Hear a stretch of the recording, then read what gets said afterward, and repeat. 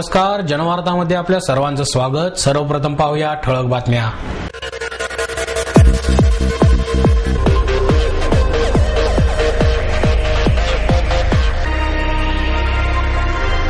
सवाई गंधर्व महोत्सवाच्या तिसऱ्या दिवशीही रसिकांनी चाखली अवीट संगीताची गोडी। काँग्रेस राष्ट्रवादी आघाडीच्या एका हातात सत्ता आणि दुसऱ्या हातात पिस्तूल असून या महानगरपालिका निवडणुकीत जनतेने भाजप, शिवसेना, रिपब्लिकन पक्षाच्या हाती सत्ता द्यावी, शिवसेनेच्या आमदार डॉक्टर नीलम गोऱ्हे यांचं आवाहन। आणि दत्त जयंती निमित्त चिदानंद प्रतिष्ठानचे संस्थापक अध्यक्ष चंद्रकांत चौधरी यांच्या पुढाकाराने विविध सांस्कृतिक कार्यक्रमाचे आयोजन।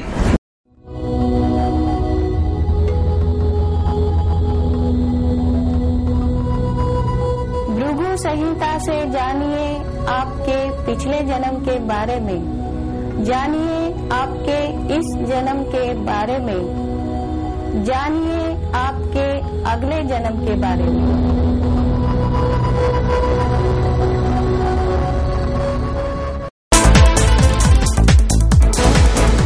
सवाई गंधर्व महोत्सवाच्या तिसऱ्या दिवशीही रसिकांनी संगीताची अवीट गोडी चाखली। महोत्सवाच्या तिसऱ्या दिवसाची सुरुवात रागाचे विश्लेषण करण्यात हातखंडा असणारे आणि लयावर प्रभुत्व असणारे किराणा घराण्याचे गायक कुमार मरडूर यांच्या गायनाने झाली। मुलतानी रागातील गोकुल गाव का छोरा ही बंदिश त्यांनी सादर केली। आपल्या पहाडी स्वच्छ आवाजात मुंदरिया कंगन मंदरिया ही बंदिश सादर करत त्यांनी रसिकांची मने जिंकली। त्यानंतर त्यांनी नैनन में आन बान ही बंदिश सादर केली। तसेच मन बुला पिया जगतम ये कैसे हा कबीराचा डोहाही सादर केला।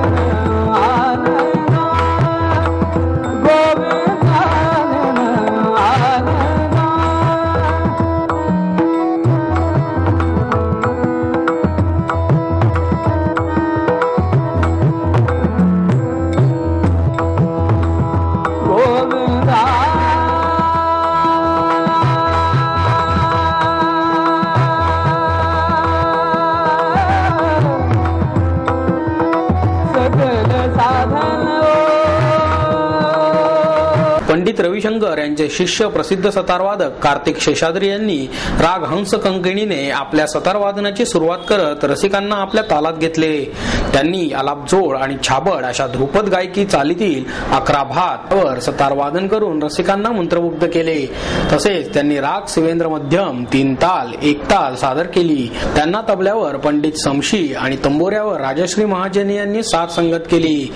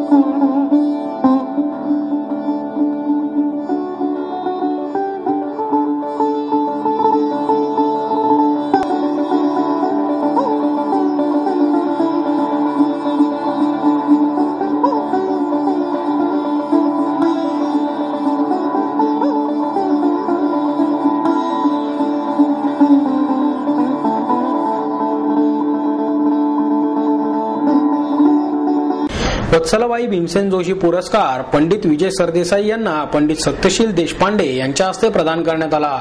या पुरस्काराचे स्वरूप रोख 35,000 रुपये, सन्मान चिन्ह असे आहे. यावेळी श्रीनिवास जोशी, शुभदा मुळगुण उपस्थित होत्या. तसेच यावेळी सुनीता खाडिलकर, रामभाऊ जोशी आणि श्रीराम साठे यांचाही सत्कार करण्यात आला. काँग्रेस राष्ट्रवादी आघाडीच्या एका हातात सत्ता आणि दुसऱ्या हातात पिस्तूल असून या निवडणुकीत जनतेने भाजप, शिवसेना, रिपब्लिकन पक्षाच्या हाती सत्ता द्यावी असे आवाहन शिवसेनेचे आमदार डॉक्टर नीलम गोऱ्हे यांनी केले. विधिमंडळाचे आगामी अधिवेशन आणि नगरपालिका निवडणुका या निमित्ताने आयोजित पत्रकार परिषदेत त्यांनी संवाद साधला. यावेळी महापालिकेतील गटनेते श्याम देशपांडे, महिला आघाडी शहराध्यक्षा राधिका हरिश्चंद्रे, सदानंद शेट्टी, उपशहर प्रमुख किशोर विटेकर, मिलिंद काची आदी पदाधिकारी उपस्थित होते. उपमुख्यमंत्री अजित पवार सर्वत्र एक हाती सत्ता द्या असे आवाहन करत आहेत. मात्र प्रत्यक्ष त्यांच्याकडे ज्या ठिकाणी एक हाती सत्ता आहे त्या ठिकाणी मूलभूत सुविधांचा अभाव, विकासाचा अभाव याबरोबरच गुंडगिरीला प्रोत्साहन आणि शेतकऱ्यांवरील गोळीबाराचे समर्थन असे प्रकार घडत आहेत. त्यामुळे मतदारांनी राज्यातील 210 नगरपालिकांच्या निवडणुकीत महायुतीवर विश्वास टाकावा. मुंबईप्रमाणेच बेस्ट सार्वजनिक वाहतूक व्यवस्था, शुद्ध पिण्याचे पाणी आणि अन्य नागरी सुविधा नागरिकांना देण्यास आपण कटिबद्ध आहोत असे डॉक्टर गोरे यांनी यावेळी नमूद केले. निवडणुकीत महिलांना 50% आरक्षण आणल्याचा गप्पा काँग्रेसवाले मारतात. मात्र स्वच्छतागृहांसारख्या मूलभूत सुविधाही ते देऊ शकले नाहीत. याकडे डॉक्टर गोरे यांनी लक्ष वेधले. विधिमंडळाच्या आगामी अधिवेशनात कायदा सुव्यवस्था स्थिती, अपघात, वाढती गुन्हेगारी, महिलांवरील अत्याचार अशा अनेक विषयांना वाचा फोडणार असल्याचे त्यांनी यावेळी सांगितले. पुण्याच्या विकास आराखडा अनेक दिवस प्रलंबित राहिलेला आहे आणि मध्यंतरी शिवसेना कार्यकारी प्रमुखांनी आम्हाला स्पष्ट केलं होतं की मुंबईमध्ये एकाही जमिनीवरचं आरक्षण उठवण्यात आलेलं नाहीये. म्हणजे क्रीडांगणं किंवा हॉस्पिटल्स, उद्यानं यांच्यासाठी ज्या जागा आहेत त्याचं रक्षण झालं पाहिजे. आणि पुण्याबद्दल आमची तीच भूमिका आहे की पुण्यामध्ये शेतकऱ्यांना मोबदला देत असतानाच पर्यावरणाचं रक्षण होईल अशा पद्धतीने पुण्यामध्ये टेकड्यांचं संरक्षण झालं पाहिजे. त्याचबरोबर पुण्यामध्ये वाहतुकीच्या अव्यवस्था आणि प्रदूषण यांचं खूप मोठं दुरावस्था झालेली आहे. अतिशय वाईट परिस्थितीत लोकांना प्रवास करावा लागतो आहे. अपघात सातत्याने पुण्यामध्ये होत आहेत, महाराष्ट्रातही होत आहेत. आणि म्हणून अपघात मुक्त महाराष्ट्र होण्यासाठी सरकार काय पावलं उचलतंय.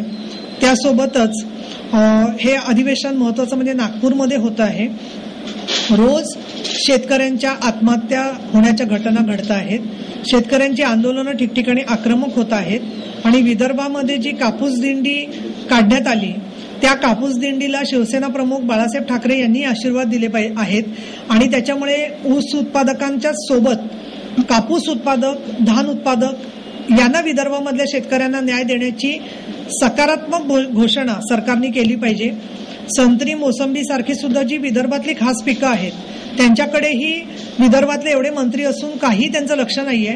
प्रत्येक अधिवेशनात शेवटच्या दिवशी पॅकेज जाहीर केलं जातं आणि त्या पॅकेजची अंमलबजावणी म्हणजे शेतकऱ्यांची केलेली क्रूर चेष्टा असते. हा आमचा सातत्याने अनुभव आहे. आणि म्हणून विदर्भामध्ये काय विषय असतील हे शिवसेना भाजपचे गटनेत्यांची जी बैठक होईल 11 तारखेला त्याच्यामध्ये विषय ठरतील.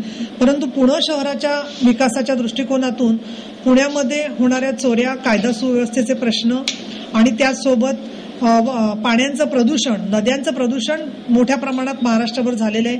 पश्चिम महाराष्ट्रात आहे. मध्यंतरी पवनेमध्ये सुद्धा हजारो मासे मृत झाल्याच्या घटना वारंवार घडलेल्या आहेत. आणि म्हणून पिंपरी चिंचवड, पुणे आणि पश्चिम महाराष्ट्रामध्ये नद्यांच्या प्रदूषणाच्या संदर्भात सरकारने पावलं उचलावीत. नगरपालिका निवडणुका होत आहेत. अशा वेळेला नद्यांचं प्रदूषण, स्वच्छतागृह नाहीत याचं महत्वाचं कारण म्हणजे स्वतः मुख्यमंत्री पृथ्वीराज चव्हाण नगरविकास मंत्री असून आणि या नगरपालिकांना पैसे देण्याची जबाबदारी अर्थमंत्री अजितराव पवारांची असून देखील नगरपालिकांमध्ये अस्वच्छतेचं साम्राज्य आहे. आणि हे दूर करायचं असेल तर राजकीय परिवर्तन तिथे झालं पाहिजे असं आम्हाला वाटतं.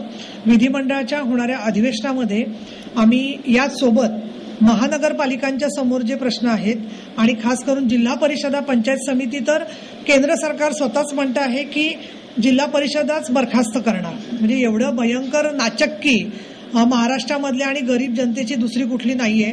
आम्हाला असं वाटतं की उद्या स्थानिक स्वराज्य संस्थांमध्ये काँग्रेस आणि राष्ट्रवादीला निवडून दिलं तर ते स्वतःच ठराव करून एक दिवस सगळे अधिकार मंत्र्यांकडे असावेत असा निर्णय करून जिल्हा परिषदा आणि महानगरपालिका नगरपालिकांना घरी बसवतील का काय या संदर्भामध्ये फार मोठी चिंता आहे आणि त्यामुळे अतिशय जागरूकपणाने हे अधिवेशन पार पाडण्याचा आणि एक सक्षमपणाने जनतेच्या प्रश्नाला न्याय देण्याचा असा आमचा प्रयत्न असणार आहे.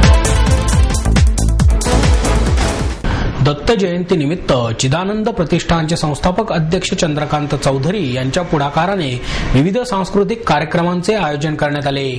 यात लोकशाहीर विठ्ठल उमप थिएटर प्रस्तुत नंदेश उमप यांचा संगीतमय सांस्कृतिक वारसा असणारा मी मराठी हा कार्यक्रम सादर करण्यात आला.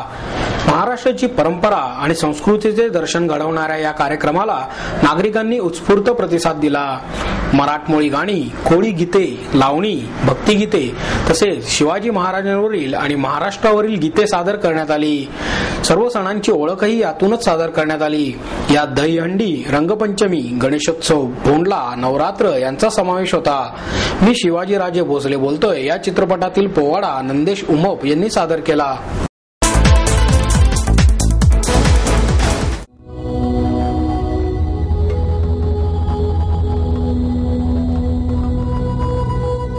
संहिता से जानिए आपके पिछले जन्म के बारे में, जानिए आपके इस जन्म के बारे में, जानिए आपके अगले जन्म के बारे में.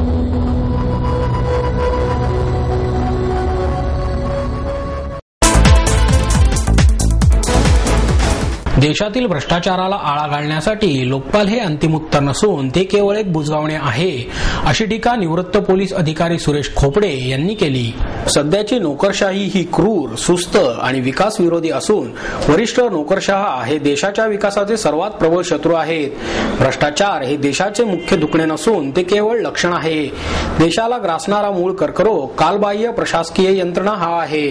भ्रष्टाचाराला आळा घालण्यासाठी यंत्रणेत सुधारणा करण्याऐवजी लोकपाल हा नवीन नोकरशहा निर्माण करणे म्हणजे रोगापेक्षा इलाज भयंकर असा आहे अशी टिप्पणीही त्यांनी यावेळी केली. अण्णांच्या आंदोलनादरम्यान सर्वसामान्य जनतेचा मोठा रेटा पाहून राजकारण्यांना आपल्या भवितव्याच्या भीतीने धडकी भरली, मात्र नोकरशहा निर्धास्त होते याकडेही खोपडे यांनी लक्ष वेधले. भ्रष्टाचाराला आळा घालून यंत्रणा अधिक सक्षम करण्यासाठी यंत्रणेतील खालच्या स्तरावरील कर्मचाऱ्यांपासून सर्व घटकांच्या मूलभूत गरजा पूर्ण करण्याबरोबरच त्यांना आत्मसन्मान देणे आणि अगदी तळातल्या घटकांना निर्णय प्रक्रियेत सहभागी करून घेणे आवश्यक आहे. त्याचप्रमाणे राजकारणी आणि प्रशासकीय यंत्रणांवर नियंत्रण आणि सकारात्मक दबाव ठेवण्यासाठी निरपेक्ष कार्यकर्त्यांची फळी निर्माण करणे हाच शाश्वत प्रगतीचा खरा उपाय आहे असेही खोपडे यांनी यावेळी नमूद केले. ज्येष्ठ सामाजिक कार्यकर्ते अण्णा हजारे यांचे ग्राम सुधार क्षेत्रातील योगदान महत्वपूर्ण आहे, मात्र त्यांचा प्रशासकीय यंत्रणेचा अभ्यास नाही. त्यामुळे या आंदोलनांना एक दिशाहीन स्वरूप प्राप्त झाले आहे अशी टीकाही त्यांनी केली. वास्तविक अण्णांनी भ्रष्टाचाराला आळा घालण्यासाठी भ्रष्टाचाराचे उगमस्थान असलेल्या नोकरशाहीचाच एक प्रबळ घटक असलेल्या लोकपालाची मागणी करण्याऐवजी या निमित्ताने जागृत झालेल्या जनशक्तीचा उपयोग करून राजकारणी आणि नोकरशहांवर दबाव निर्माण करणारा दबावगट निर्माण करणे आवश्यक होते. मात्र अण्णांचे आंदोलन हे विचारावर आधारित नसून भावना आणि लोकपालारूपी अवताराच्या अंधश्रद्धेवर आधारलेले असल्याने ते करणे शक्य नाही असे खोपडे यांनी नमूद केले. पैसा आणि प्रसिद्धीच्या मागे धावताना आजच्या कलाकारांची नाटकावरील श्रद्धा हरवत आहे अशी खंत ज्येष्ठ नाटककार रयसनम कन्हाईलाल यांनी व्यक्त केली. रूपवेद प्रतिष्ठानच्या वतीने हिंदुस्थानी नाटक क्षेत्रातील भरीव योगदानाबद्दल मणिपूर येथील ज्येष्ठ नाटककार रयसनम कन्हाईलाल यांना ज्येष्ठ कला इतिहास तज्ञ डॉक्टर सरयू दोशी यांच्या हस्ते तन्वीर सन्मान पुरस्कार प्रदान करण्यात आला. ज्येष्ठ रंगकर्मी डॉक्टर श्रीराम लागू, दीपा लागू, चंद्रकांत कुलकर्णी, महेश एलकुंचवार आदी यावेळी उपस्थित होते. प्रसिद्ध नाटककार अभिनेते गिरीश जोशी यांना यावेळी तन्वीर नाट्यधर्मी पुरस्काराने सन्मानित करण्यात आले. कन्हाईलाल म्हणाले, तरुणांना नाटकांकडे वळण्यास वेळ नाही. सध्या ते दूरचित्रवाणीवरील मालिकांमध्ये बिझी असतात. या मालिकांमध्ये कलाकार नव्हे तर केवळ पाट्या टाकून नट तयार होतात. नाटकामुळे एका रात्रीत स्टार होता येत नाही, परंतु आपल्यातील कलाकार मात्र जपता येतो.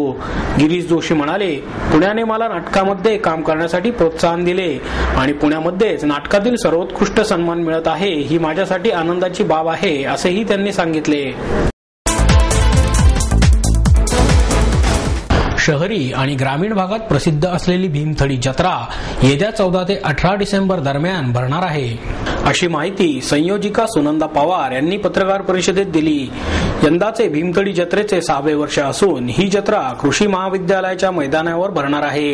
मागील वर्षीपेक्षा स्टॉलची संख्या दुपटीने वाढली असून ती 550च्या आसपास असणार आहे.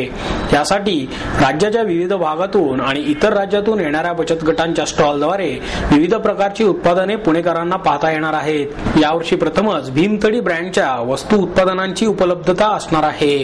पर्यावरणाचे संतुलन राखण्यासाठी प्लास्टिकच्या पिशव्यांवर बंदी घालण्यात आली आहे. त्यामुळे पुणेकरांनी खरेदीसाठी येताना सोबत पिशवी घेऊन येण्याचे आवाहन सुनंदा पवार यांनी यावेळी केले. यंदा कर्नाटक, दिल्ली, तामिळनाडू, ओरिसा, केरळ, राजस्थान या राज्यातूनही बचत गट आपली उत्पादने घेऊन दाखल होणार आहेत. भीमथडी जत्रेत यंदाही सांस्कृतिक कार्यक्रमांचे आयोजन करण्यात आले आहे.